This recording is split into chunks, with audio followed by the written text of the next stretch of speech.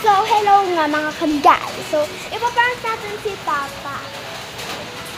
So, kunyari, ganito. Kapag ano niya dyan ng motor, wala pa po kasi yung motor niya dyan.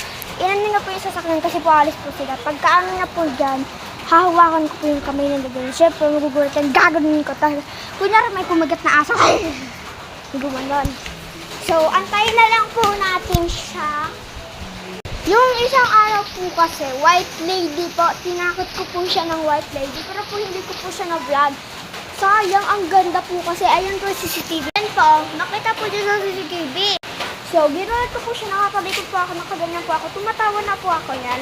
Ayan po, sa likod po siya, tapos po, yung white lady po yung natakot, ako po yung natakot, kasi po, siyempre po, ginaling niya po ako, na-realize niya po na ako po yun.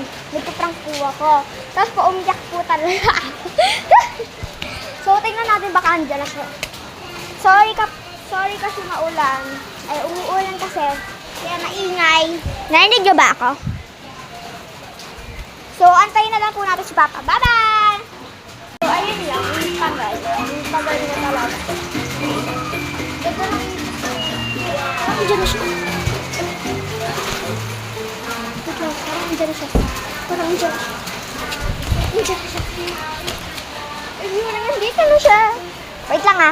So, maghintay lang tayo ng 5 minutes. Mabilis lang po naman yon. Antayin na lang po natin. Sorry po kasi madilim. Siyempre, umuulan po. Hapon na din po kasi 4:10 na po. Hintayin na lang po natin siya. Bye-bye! So, sinisilip po ako dito. Tignan ko po kung asan siya. Nakamotor po kasi yun. So, ang tagal niya. Kanina pa kasi siya umalis. So, ngayon na naka-vlog. Sana po, sinusuportahan na din po ako.